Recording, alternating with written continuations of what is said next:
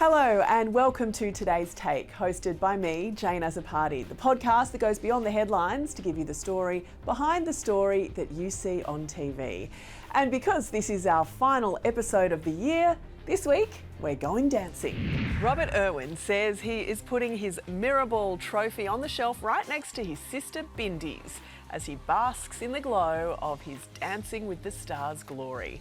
Live to Nine's US correspondent Reid Butler, who joins us from Hollywood this morning. Reid, his star, he's still dancing, is brighter than it's ever been. Yeah. Jane, we've got the music here on the Walk of Fame this morning. I'm absolutely loving it. And put things into perspective, last night more than 70 million people voted in the Dancing with the Stars finale. That is double what it was last year, and I reckon Robert Irwin had a big part to do with that. They love Robert Irwin over here. We're a little bit worried when he was going into the finale because he had these really sore ribs. They had to change things up, and he was asked about the rib situation on Good Morning America this morning. He caught a private jet to New York for the interview. Take a look.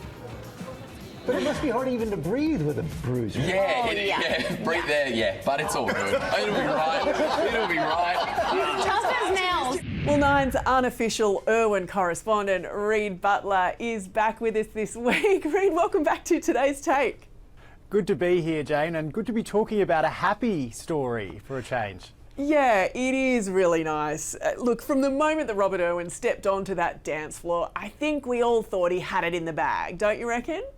Yeah, I think so. I reckon he was always going to win this, Jane. Robert Irwin, he just won over fans, won over support from the very beginning. And I watched every week. I've become a diehard Dancing with the Stars fan since being here in Los Angeles. And I've sat down on the Tuesday night here, local time, and watched it. And I just think, yeah, there were some good other dancers, right, on the show with him. But in terms of name recognition, Robert Irwin, by far and away, even though he's not even from here in the United States, I think he was the most famous, the biggest name on there. You had competitors like Dylan Efron, for example, Zac Efron's brother. He's kind of had a bit of a big run on reality shows recently, but I still don't think a huge name. Alex Earl was huge on social media, but not really a household name. Then you've got Robert Irwin of that incredible Irwin dynasty. People here in America, they know the Irwins. They loved Steve Irwin. He had a big profile here. Obviously, they saw Bindi Irwin 10 years ago on the same show, Dancing with the Stars, and she took home the Mirrorball trophy as well. So there was some backstory there. People knew the lore of the Irwins, and that's why when he waltzed onto that ballroom dance floor, I think he was going to always be walking away with that trophy. And he did. We're so happy. He did. He sure did. Congratulations to him. Reid, though, I'm sure I'm not the only one who's just a little bit weirded out at Robert Irwin in 2025. Because, I mean, you spoke about Bindi winning 10 years ago, and so all the vision of Robert watching his sister win has been dredged up. And I feel like until this year, in my head, Robert Irwin has always been the little kid with the bowl cut. But he's not anymore. Yeah. So then you're just watching and you're just like, this guy's got his shirt off. He's being kind of treated like a bit of a sex symbol on the show. He's a heartthrob. It's weird. Yeah. And my favourite thing actually about this, I actually talked about it on the Today Show a couple of weeks ago, is when you read the comments in the videos going viral of Robert ripping his shirt off and being all hot and, you know, sexy on the dance floor. You read the comments and there's a lot of women commenting, my age. We're a bit confused by this. Yeah, why this are we? This feels a bit weird and wrong, but it has certainly earned him this huge amount of support from a huge new fan base of younger women who might not have even known who Robert Irwin was, and suddenly I've met many of them the past couple of weeks here covering this story in Los Angeles. They are obsessed with Robert. One of the girls, I spoke to some girls leaving the studio after the taping. They'd been in the audience during the grand finale, and they were saying they want Robert on The Bachelor. They want him on Love Island. I was a bit confused about the Love Island thing. I think he's too nice for Love Island, but they love him. So that is pretty cool to see. But yes, for us who grew up with him we all remember him, number one, as a baby, number two, as that little 11-year-old on the show with Bindi with his little bowl cut. and now he's grown up. That's for sure. So I mean, I feel like that kind of revolution, if we can call it that, of Robert Irwin started earlier this year with that Bonds campaign. Yes. How big is he now in America? Yeah, I was thinking about this. I think that Bonds campaign was the moment that he just exploded. I was trying to pinpoint the moment that he just suddenly broke through here in the United States and kind of felt like he was everywhere. And it was that Bonds campaign, the first time everyone started feeling like kind of like slightly uncomfortable because he was in his new era, right? But yeah, the Bonds campaign, it made a massive splash. He was there in his undies. He had the snake around him sitting on like a lawn chair in some front yard somewhere. And it wasn't just everywhere in Australia, that Bonds ad. I saw it in Hollywood, in West Hollywood. There were billboards in New York City.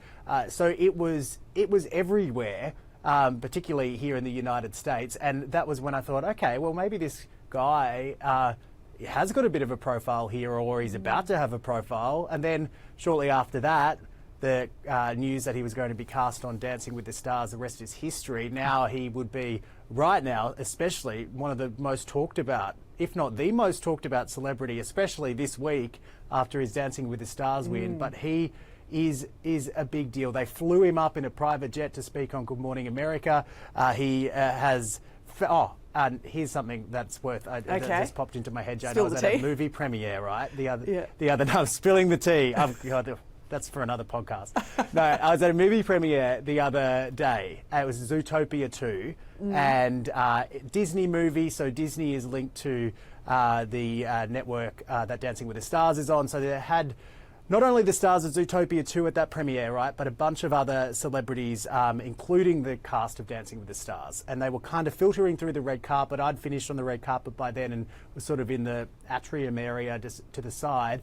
Robert Irwin finished up on the red carpet and he was mobbed. Like, wow. I am not kidding. He was surrounded by people of, you had little girls there, you had older people, you had mums, you had blokes. Everybody was there trying to get a photo with Robert. He was overwhelmed. People had to kind of come around him and say, oh, everyone kind of back off a little bit. One girl I spoke to was crying there, Jane, crying, an American girl at the sight of Robert Irwin. And I asked her, why are you so obsessed with him? And she said it was because she thought she's followed him since he was a baby. She knew the story of Steve Irwin. She follows his TikToks brighten her day, and it was just, I was like, wow, this guy, they love him. And they actually had to, he ran out of time. The movie started, so they had to usher him away.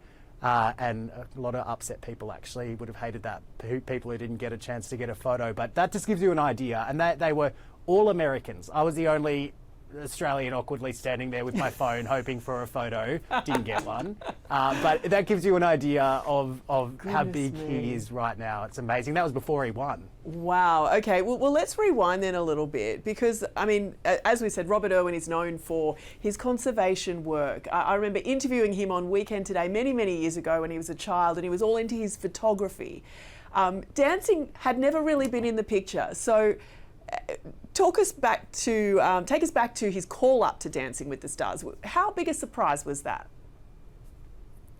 Look, I think, I think it's been nice to see the past few days looking at those videos of when he was on the set with Bindi 10 years ago, and he's got his little headset on and they're asking him, hey, would you like to be on Dancing with the Stars one day? And his eyes light up and he's like little 11-year-old Robert saying, yes, I would love that, I would love that.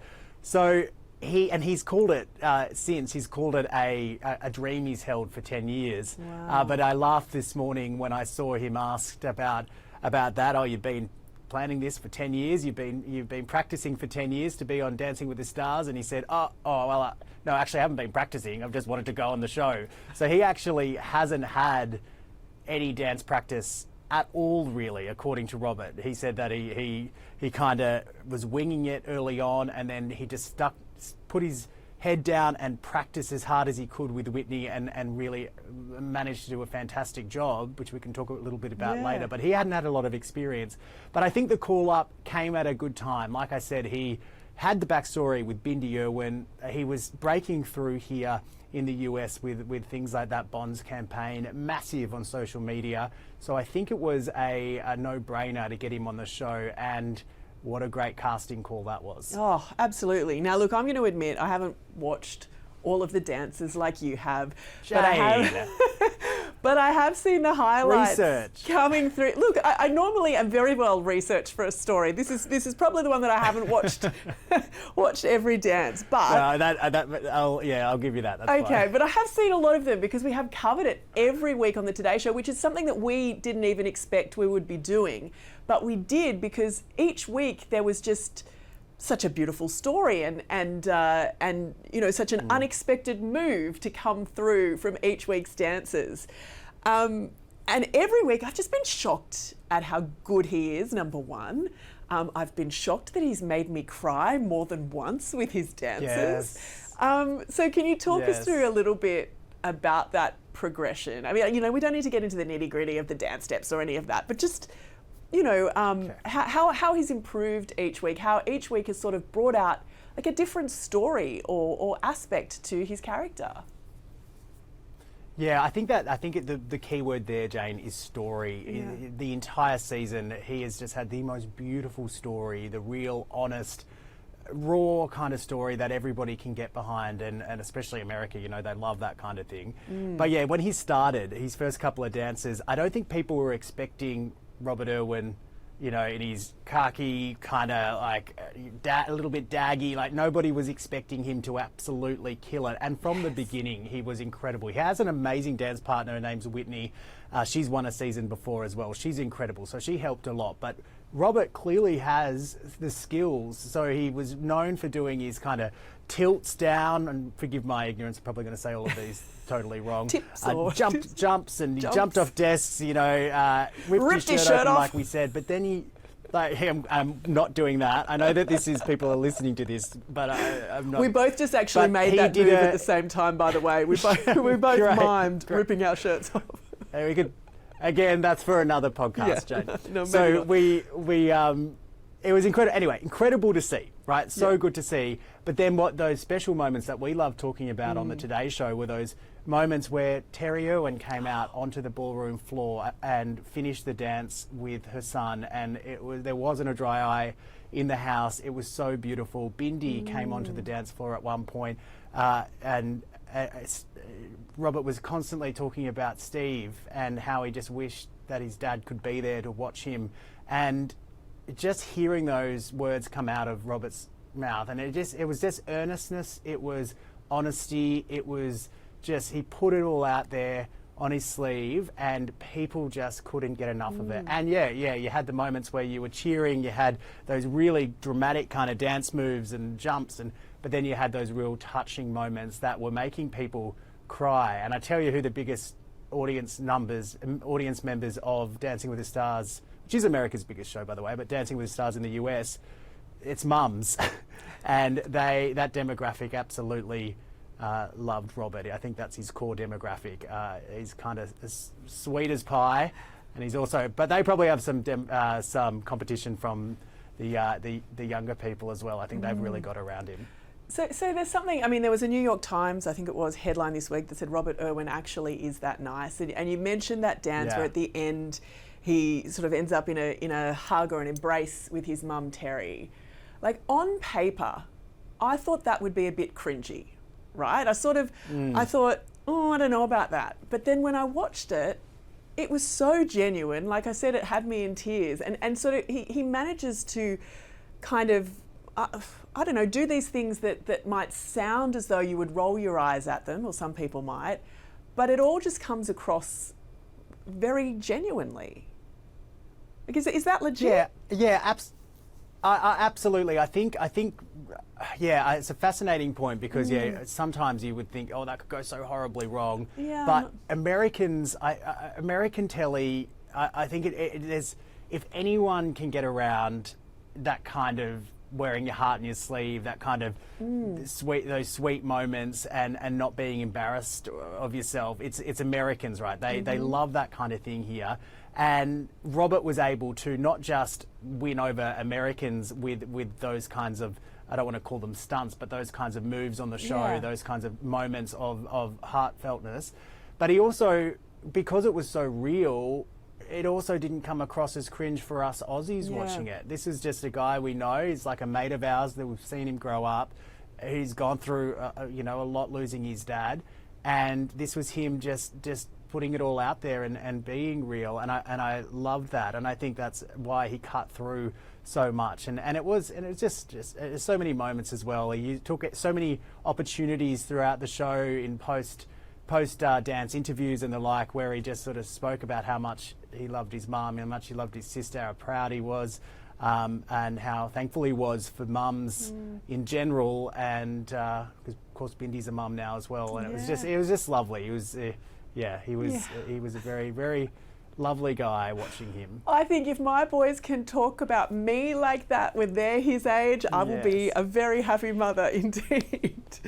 Let's talk. And also forget about, like, I love this, Jane, we've moved on from the bad boy, I think. Yes. I found this with when Jonathan Bailey was named People's Sexiest Man Alive, right? Yeah. He's not a bad boy. He's a nice guy.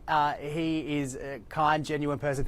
So is Robert. Robert is the biggest heartthrob right now in America with this win, and he is just nice. There's nothing bad about him. We've moved on from all of that sort of stuff. This is someone that mums can be happy that their daughters have posters up in their room of him, because he's a nice man, and we are here for it. Yes, the era of the nice man. It is here. It has arrived, finally.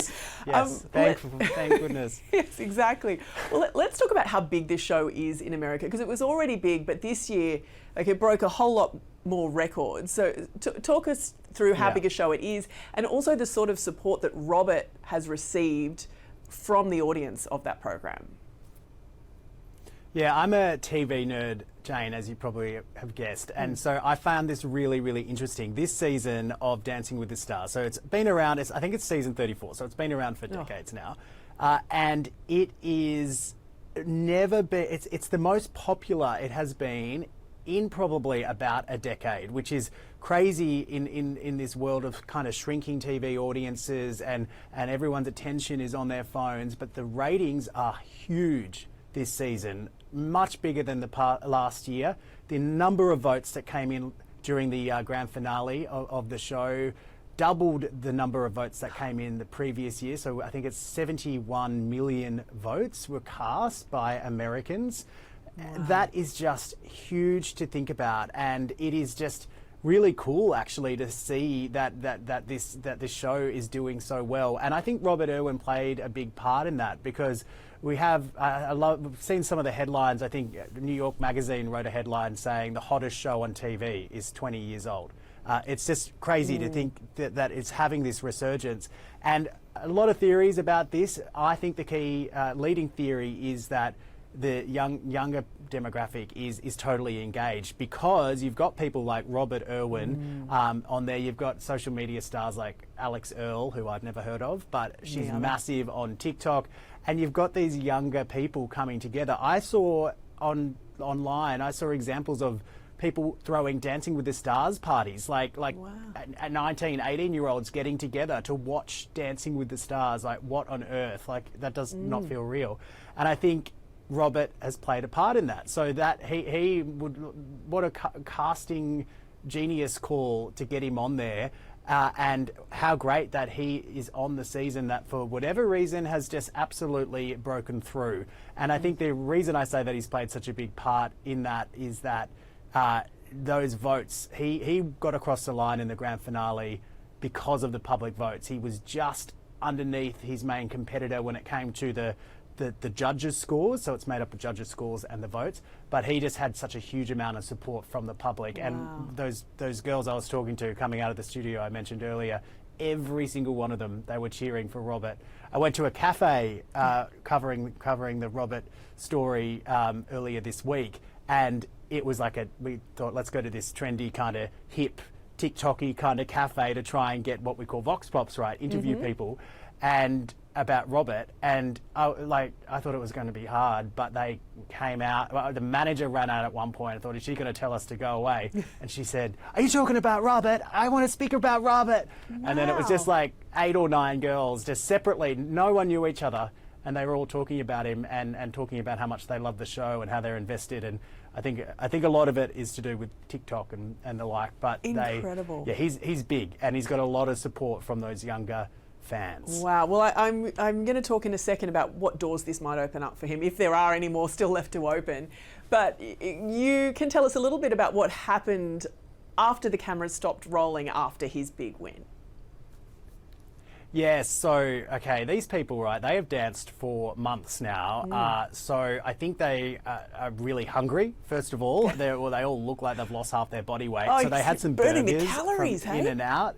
Okay. Yeah. They would have evaporated, I think, in them. You take a bite. Like, they are so fit by the end of the season. So I had some In-N-Out burgers ordered on the ballroom dance floor. You saw the person from the store on the floor taking their orders. Then, instead of relaxing or going out and having a drink and partying, like having a break, they all got on a private jet. Robert Irwin was leading the way with his Mirrorball trophy. They caught that private jet to New York City, where they appeared on Good Morning America, the official after party, which doesn't involve any kind of beer or anything. There's an after party, was on Good Morning America, and they all got together and had a little bit of a reunion and a look back at the season that was, and Robert was there front and centre. Obviously, just the star of the show. They couldn't get enough of him.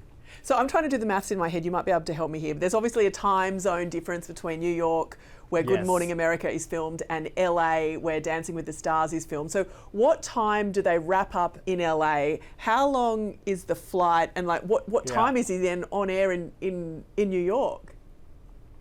So that flight, right, that coast-to-coast flight is horrible. It's never fun. It's just like that kind of like longish, like Sydney to Perth, not long enough. Yes, exactly. I would say that. Like, think 5.5 hours, maybe. Okay.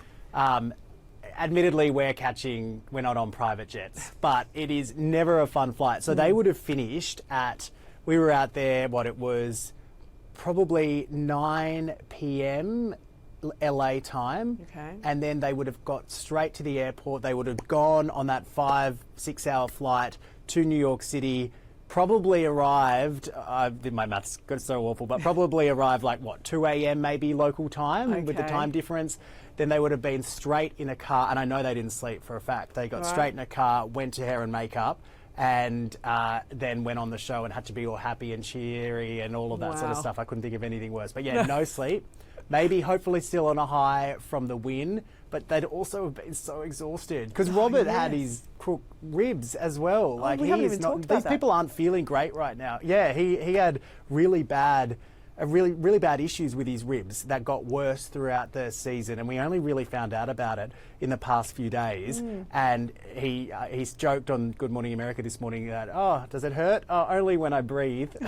I was like, that's the kind of joke that my dad would make. But that I think they're sore, and he had to just do all of that. And they actually had to change up the routine a little bit as well in the grand finale. He was going to do more throws and all those things that he'd become known for throughout the season. Had to rein that in a little bit. Okay. But yeah, I just would have, that burger I don't think would have gone far enough. No. They must be exhausted, tired, and hopefully now, I don't know, having a rest. Yeah, well, I mean, he can have a rest, but this, as we've said, has just opened up a whole new level of career, I guess, for Robert Irwin. Yeah. How much of a game changer is it? Where does he go from here? I mean, does Australia Zoo even figure in things now?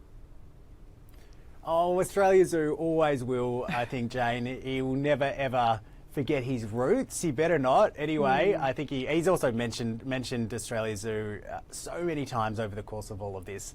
Yep. But yeah, what's next from an America perspective? You would imagine he is probably among the most bankable people right now. Well, he would have made a lot of money just from this show, right? Well, look, I was trying to do some digging into how much the stars have been paid to be part of this, and I couldn't get a kind of definitive answer on it. I know there's no prize money for winning the Mirrorball trophy, so it's not as if he's walked away with like a big check or something like that. Surely there would be, often in these cases, these reality shows and competitions, you get paid kind of weekly for every week you're on. You get something, not huge. But yeah, who knows what's going to happen with Robert? I think there'll be brands banging down the door to try and get him on board. I also seem to think he's already doing a lot of that because I don't know if it's my algorithm, my phone constantly listening to me, but he seems to be popping up every time for some other company as I'm sort of going down and refreshing my Instagram feed and stuff. But yeah, who knows? Like I mentioned earlier, could he be the next Bachelor here in the United States? Might be too young for that, I think. He's 21, but it would be, whatever happens will be massive. I can just see it. I think it'll be, this is the country where you want to be having a moment and blowing up, and he's doing exactly that. So let's see what happens. I'm so excited to follow it all. It'll be awesome. Well, I'm sure we're going to be talking to you about Robert Irwin again. Before we go, Reed, I mean, last week we were talking to you about Jeffrey Epstein and the Epstein files being released. Yeah. Today, we're, throughout the year, we've spoken to you on the Today Show about everything from Donald Trump to the war in Ukraine to what's happening in Israel and Gaza. So as an Aussie journo, working as a US correspondent in LA, how nice is it to get to do crosses and stories on something like this? Yeah, I know. My Google history, Jane, and my algorithm, it is so confused because sometimes I'm researching the most horrible things that you can imagine, like wars and all of that, and then next time it's YouTube videos of Taylor Swift and everything. It is like the craziest kind of experience. Yeah. But yeah, that's why when you do so many horrible things, cover them, and when they're bad, like it's a horror. You can't not take it on and feel for what's happening. And then you get stories like this and you just, like, it's happiness. People are happy. People want to talk to you about it. They're not telling you to F off. It's really lovely. But yeah, the variety you get in this job, I think the most potent example of that was I did a week of work and it started talking about Taylor Swift's engagement news. And then a couple of days after that, I was in Alaska for the Donald Trump and Vladimir Putin meeting. And it was just the different ends of the spectrum in terms of news, but that's what keeps it so interesting, and it is great. I love it. And we love how versatile you are, Reed. I believe you when you're talking to me about something serious, and I really believe you when you're talking to me about Taylor Swift.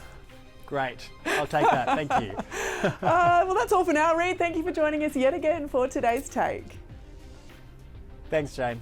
And thank you for listening. This is our final episode for the year. We are taking a little break over the Christmas and New Year period, but we will be back again in February. Thank you so much for listening. I'm Jane Azzopardi. Have a great day and Happy New Year.